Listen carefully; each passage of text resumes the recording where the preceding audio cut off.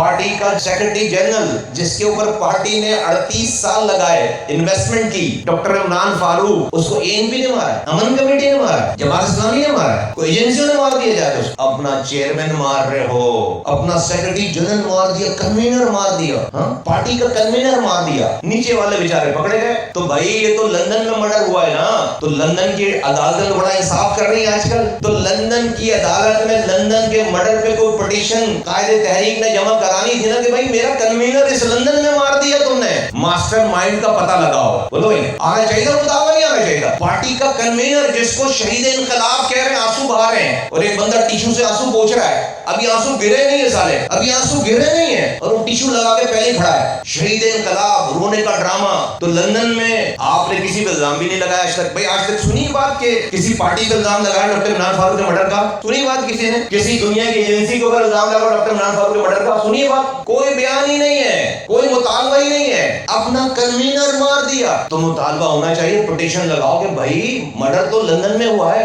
یہاں تو کوئی سندھ والی ایجنسیاں یا پولیس نہیں ہے پاکستان والی، یہ تو برطانیہ اسکاٹ یارڈ ہے، MI6 ہے، MI5 ہے، ان کے پاس تو بھائی ماسٹر مائنڈ کا تو پتہ کرو نا۔ یہ تو جو پکڑے گئے تو فٹ سولجر تھے سارے، ان کی تو کوئی زیادہ لڑائی نہیں تھی عمران فاروق سے، ان کو یہ کام دیا کس نے؟ ڈاکٹر عمران فاروق سے کس کو خطرہ تھا؟ ڈاکٹر عمران فاروق کو کون تھریٹ سمجھتا تھا؟ ان کو یہ کام دیا کس نے؟ بھائی اس کا مطالبہ آنا چاہیے نہیں آنا چاہیے؟ کوئی مطالبہ ہی نہیں ہے یار۔ کیوں؟